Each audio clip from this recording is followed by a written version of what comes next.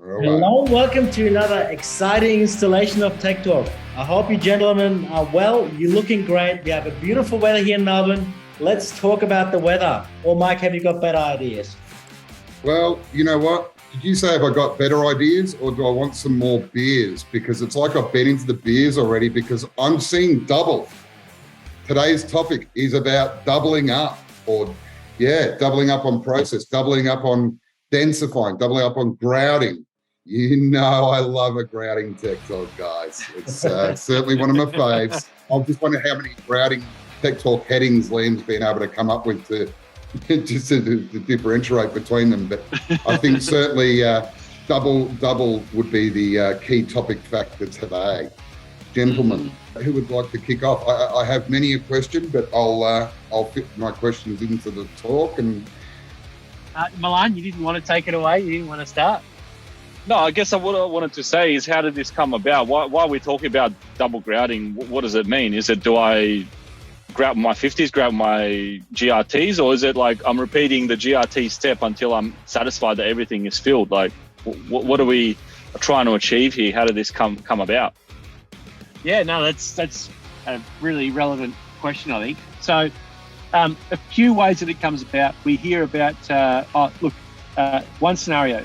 I've grouted the floor at GRTs. Everything has been standard process till I got the GRTs. Now I'm doing my 200 grit resins.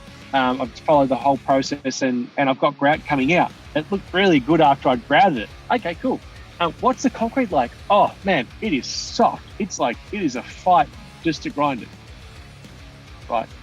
So the concrete is really, really soft. So we've got concrete.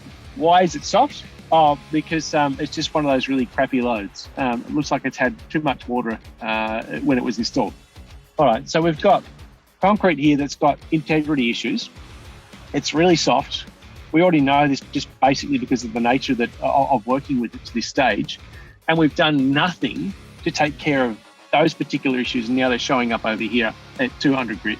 Now all the grout starting to pop out. It's actually pulling the pore of the concrete out with it. In that particular scenario, I'm seeing we need to do some more work to the substrate before we actually go and do the rest of the system on it. So that's one scenario where it comes up. Milan, you suggested the scenario of am I doing double grouts because I'm not happy with it at the GRT stage. Of course, that's not my preference, but yes, they always often the question, can I do it more than once? Which is, of course, yeah, you can. But it's probably not my not what brings the subject matter up this week. It's more the I'm having difficulty with grouting. I've got this other scenario here where I get that far down the road and it's starting to come out, or I'm just struggling to get grout happening just by doing GRTs. These are all the types of questions that we get asked. And so today we thought we'd talk a little bit about, double grouting, more densifying and that sort of stuff, and why it's okay to go away from the script, if you like, of just following the same steps because the materials aren't the same. So for the first scenario, where we had that very, very soft concrete, my preference would have been to have done some work after we'd done that 30 grit pass over the floor. After we'd done that 30 grit pass, we've got some really good intel on the concrete. It's really soft. We know that because we've had to put on harder bond diamonds. It cut very, very easily. It's very, very sandy and coarse because the matrix is not even holding together while we're grinding it. That to me is a telltale sign that we've got a floor that's going to need some extra work before we go any further. yeah, what do I feel like the term point of saturation is coming up? Mike, you're onto it, buddy. In that particular scenario, before anything else goes into the floor, any grout or anything like that, I want to take care of that substrate, strengthen it up first, so that whatever we're going to be bonding to it later on, say the grout, is actually going to have something strong to bond to. Your go-to in this particular situation might be it's got really, really big holes in it, which is typical of this type of concrete as well. So we've got lots of filling to do. If you want to play it really safe, before you do your 50 grit, your 50-60, I would densify that floor with a potassium densifier. You could use a sodium if you have that sort of stuff. I don't have any instructions on how to use that one because we don't do a sodium. But being a much, much heavier product, sodium would also work well in this particular scenario. What you're really trying to say is we really need to try and totally boost up that substrate. Is that what you're trying to say? Nice. I would certainly advocate boosting that substrate, the strength, the integrity. Just don't put down lithium, okay? It'd be good for Mike, Milan, and Daniel's sales numbers, but it's probably not going to be good for you, all right? So boost that floor up with some potassium and actually fix the substrate before you move on. Really big holes, you might not feel confident that you're going to be able to fill all of those holes using GRTs. That's cool. I mean, you will have to generate a significant amount of material to fill big holes, which means you're taking off a lot of material. We might not want to do that with GRTs. We want to try and keep it all nice and smooth and flat and pretty much same as for our system. Not too much thinking. So you can do, believe it or not, it's okay to do a 50-60 grout prior to doing a GRT grout. So there is absolutely nothing wrong with this. The only reason why we don't advocate it is it just increases the cost of the project, because you've got a material cost and you've got an application cost, so the labor cost, which is why we don't typically do it. But if you're struggling to get really good well-filled grout, go ahead, do a 50-60 grout. And in this particular scenario that we're presenting with the floor that's got a really weak substrate and really large holes, it's probably a good scenario to be doing that. So we've got the densifier taking care of the actual substrate integrity, and then putting grout down at 50-60 because it's going to make much, much coarser particles and fill the holes faster, and while doing the 50-60 process, which it's got to do, and that's going to fill all the holes. And then it's probably going to be a good idea before you do your GRTs, knowing that we've taken some of the material off the substrate itself to do the 50-60s, it's probably a good opportunity to re-densify that floor. So a pre-grout densifier to try and keep on top of the substrate. Mm-hmm. And then once that densifier is cured, then do a GRT grout. So that's 2 grouts and 2 densifiers so far before we do our normal initial coat of densifier. Just a quick on that one on setting it up. Leaving it for longer on soft slab is going to become more critical to allow it to cure for a longer period of time, and you'll get better results. Absolutely. Yeah. And I just wanted to clarify, going back to when you're saying about doing this additional grouting step at 50-60 or 60-80, is that the same application as you would do when you do your GRT? So is that just your standard grout mix? Is it the same sort of amount of product that you're putting down? Or is it a watered down product? Is it a thinner coat that you're doing? Or is it just the same amount and same as you would normally do at your normal grouting stage? Yeah, so for this scenario, Mike, I would prefer to do the full strength, because we're trying to get more strength into the floor and we've got large holes to fill. So I don't want to really skip. Josh, full strength is regular concentration is what you're saying? Regular concentration, yeah. Okay, yeah. No, cool. As opposed to the concentrate, which is available, that's all. I just wanted to clarify that. So regular concentration. Yeah, beautiful. Same amount down as what you would do at the GRT process, or is it a heavier or a thinner coat? But my expectation is that you're going to have more water in the floor, because it's it takes in a lot more. So you're going to wet the floor like you normally would anyhow.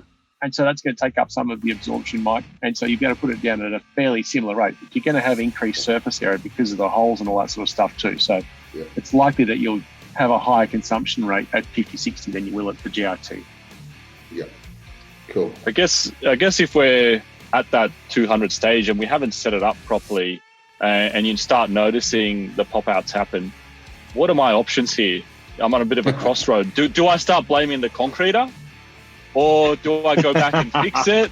What do I do? Mate, you stole my question, Milan.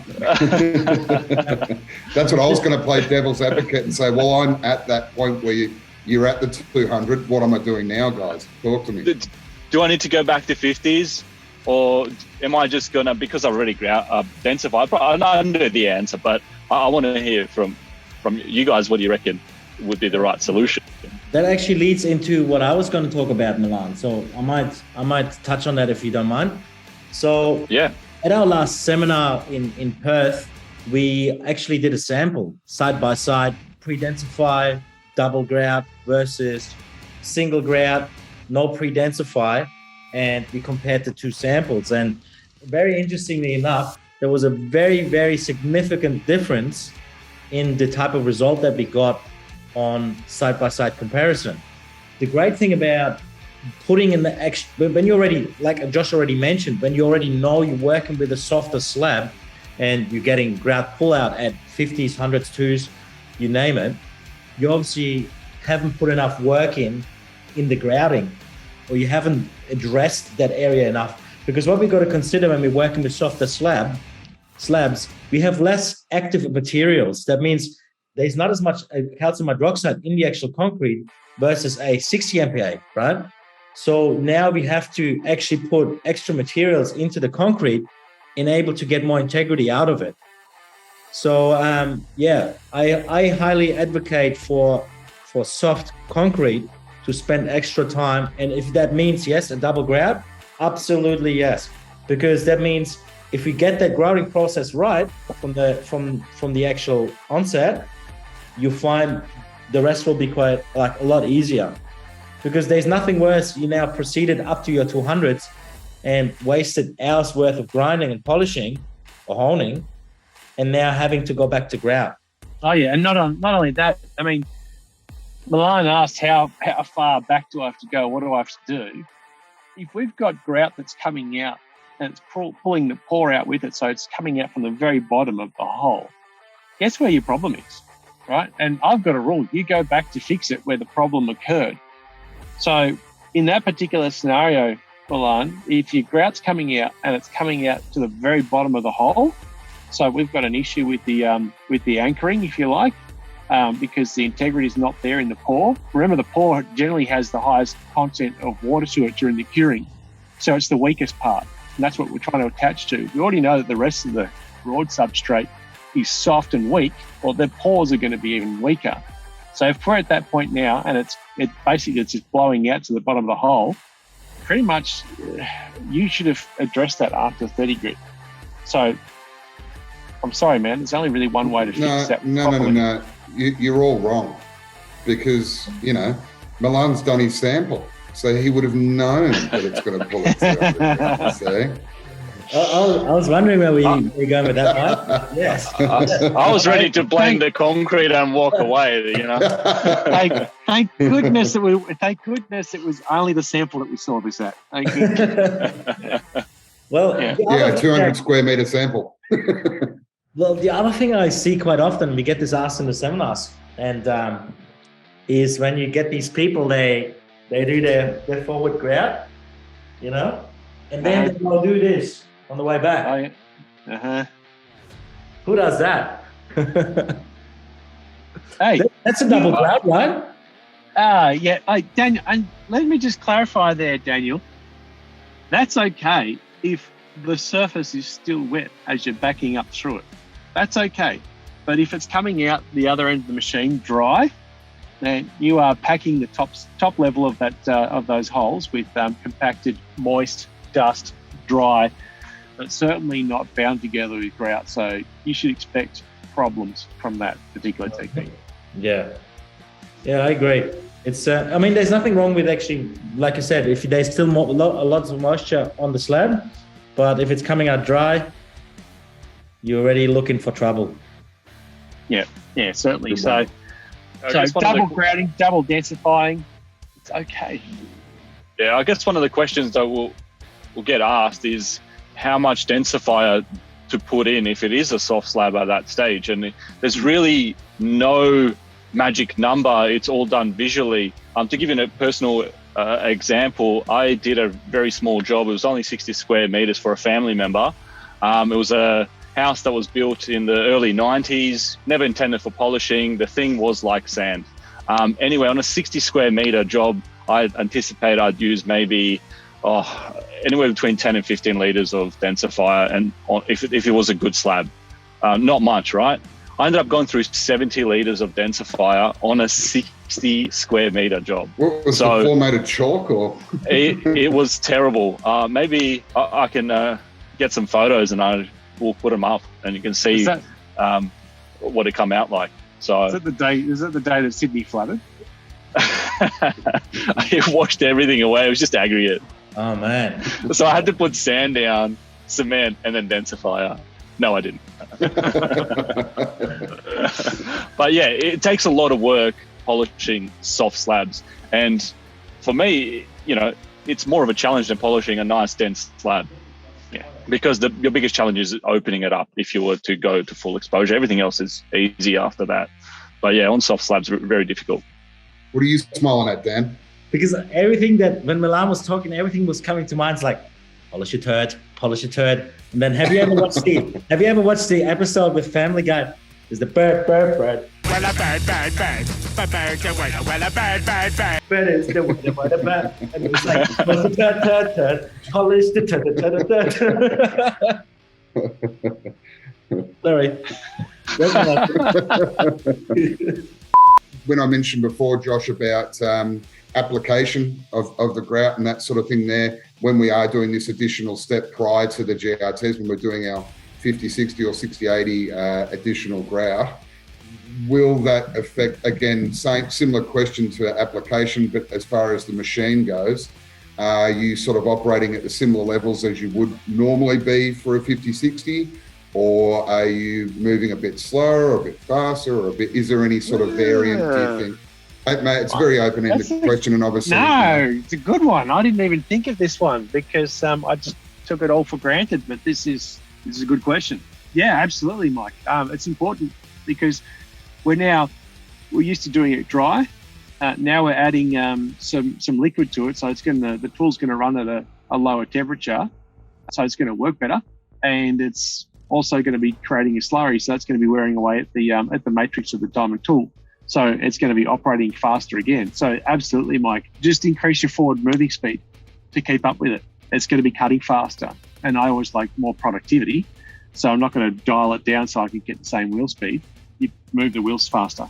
Yeah, get the machine going faster because it's probably going to cut at 50, 60, probably maybe 30% faster with the grout down. And I keep saying 50-60 or 60-80. Could it be either or are you really sticking with the 50 just for that bit more? Oh, Mike, that's another really good question because if you stick with the 50-60 and we're talking about the scenario that we had before with the really, really soft concrete, it's going to cut really fast. If you step up to a 60-80, it's actually going to slow it down a bit and make it a bit more manageable to work on.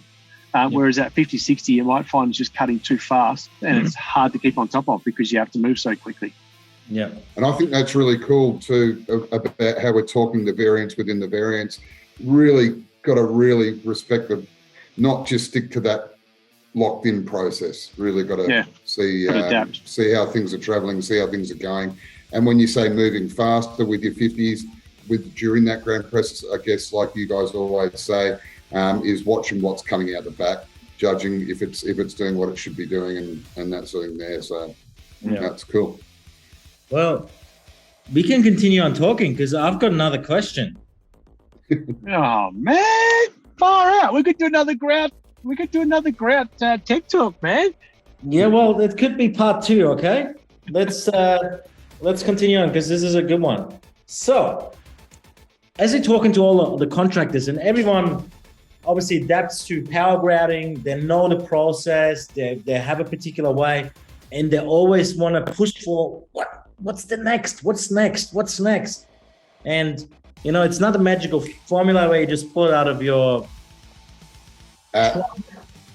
and all of a sudden you have the solution, right? But there's guys trying new stuff and there's guys always advocating particular types of processes. And where I'm coming at is, what about no water? No water. Boost potassium. Soak to the brink. Grout and power grout through it. No water, remember? Just potassium. No water. Grout and plow. Plow. What do you think about that?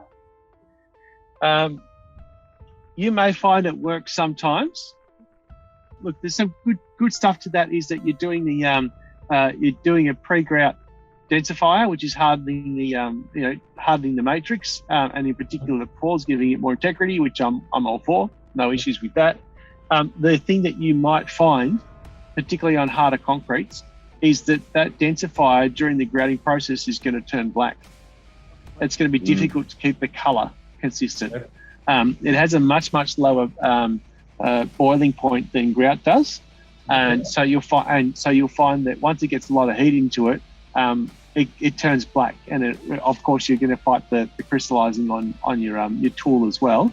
Yeah, that would be my main thing. I love the idea of being able to run the two together, but we're fighting some physics there. Yeah. Okay. So what you're saying is it takes a very experienced operator to be able to complete that, right? Yeah, you can do it. It's a balancing act. It's about timing and all that sort of stuff. But yes, it's doable. At the moment, we're talking about the very low end, the fundamentals of grouting, to the very high end, really understanding and having the experience to be able to then experiment and adapt and increase, look for the next increments of performance increase. When my mic wasn't working, I was going to ask the question, even if I could perfectly dial it in, why would I want to be using potassium instead of water? Water's almost free versus potassium. Like, what would I be achieving? Because you can get an amazing result just using water. Stick to the, fundamentals. Yeah. And you're a bit wrong then, Milan, because you said when Mike wasn't working, Mike is always working. We just need to get that out there. Is there some tension here, boys, that we don't know about? What's going on, guys? No, it's all good. It's definitely an interesting one, hey. But I reckon we should make a product with grout, potassium, lithium, and defend in one. Oh yeah, put it all in your sprayer. And repair too. You get the whole patching. Yeah, some patching, absolutely. The next thing we're going to create is an e-sprayer that just spits out invoices when you pull the trigger. Pretty good. I like it. Well, guys, we might have to look at wrapping this one up, but because I've got some grouting I need to do, and by grouting I mean there's a hole, and I'm going to grout it. I'm going to grout it with beer. Absolutely. Just keep on applying, Mike. It's still there. Oh man, Mike, you're very funny, man. It's maybe the only time you want to double, triple, quadruple grout, right? when beers are involved. Yeah, okay. I'll bring around a slab of grout. Sorry, a case of grout. Have you tried repair shots yet? Yeah, Jello shots, absolutely. Yeah. All right, gents. Well, as per usual, I know we do swing around to grouting quite a bit, but it always creates a good conversation. And we talk about feedback from customers. Certainly, when I see out on site and that sort of thing, it is always a hot topic. So, thanks for taking the time, boys, and I think it'll be much appreciated. Thank you, Mike. It's great to have you working again. Absolutely, like a duck on the pond. I will be working next Friday. I'll be working on my tan. Absolutely. Well, I think it's really great because the questions we get and also the experts out there in the industry trying new things and always pushing for the next. I think it's awesome. Always, you never stop learning, hey. And also, I want to thank also all the viewers. We've been getting some really, really good feedback lately from all the viewers and stuff. Hey, keep on following, keep on watching, keep on liking, guys. It's amazing. We do this for you guys. Keep sending those requests. We will get to them. All right, gentlemen. Have a great weekend. Have a wonderful weekend. Enjoy the weekend. See you guys.